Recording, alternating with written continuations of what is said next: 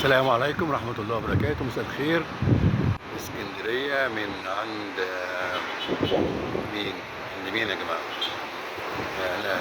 كوبري السادات أو نفق السادات، ميامي، البروفاج، بورسعيد وأفلاطون وجزيرة ميامي والعصافرة وريجنسي وجويل العصافرة، مع اسكندرية الجميلة المغربية وقت الغروب، مع توضيب الشارع الجديد والأسفلت الجديدة.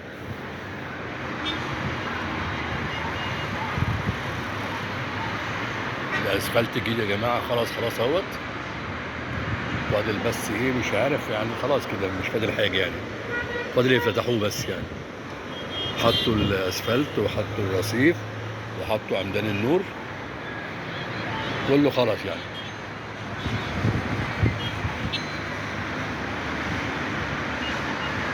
الطريق بقى منظره جميل جدا يا جماعة بعد السفلتة. بص بوسع ايه يعني كده، كام حارة؟ 1 2 3 4 5، 5 رايحين و5 جايين. الطريق ده واخد من منظرة لحد ان شاء الله لحد المشوار يكون 4 كيلو متر ونص، من المنظرة لحد فندق السرايا او فندق المحروسة شاطئ السرايا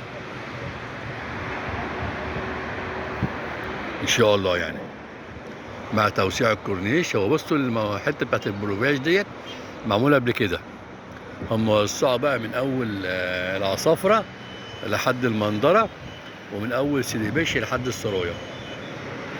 بصوا السكه بقت عامله ازاي يا جماعه، بقت جميله الصراحه،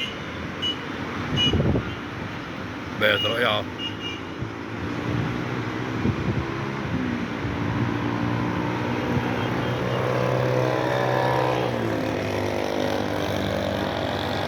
بس في خنقه مروريه الحته اللي فيها التحويله ديت اللي قدام البروفاج لسه ايه، في تشطيبات نهائيه كده في الطريق يعني. بيركبوا اشاره المرور اهيت، لسه ما خلصتش تقريبا. لسه الاشاره ما خلصتش، شايفينها؟ لسه اشاره المرور اللي هي عند قدام البروفاج على طول، لسه مركبوش اللي هو الاشارات. الناحيه الثانيه ناحيه العصافره،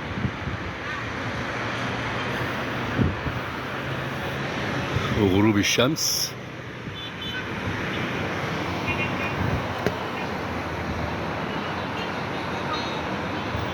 وجزيره ميامي وعمارات ميامي الجميله، ونفق السادات او كوبري السادات، وشاطئ البروفاج ب 25 جنيه، محمود سعيد 25 جنيه، افلاطون 25 جنيه، في الشاطئ بتاع ريجنسي دوت ب 50 جنيه، بعدين العصافرة على طول دوت ب 20 جنيه، وفي ب 10، في ب 15، وفي ب 50، وفي ب 100، زي ما انت عايز. كلهم مستويات. في المنظرة العام برضو ب 5 جنيه.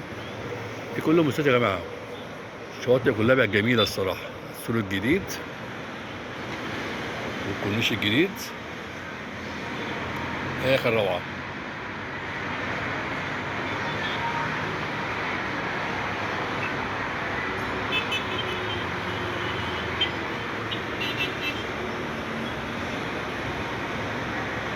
شكرا.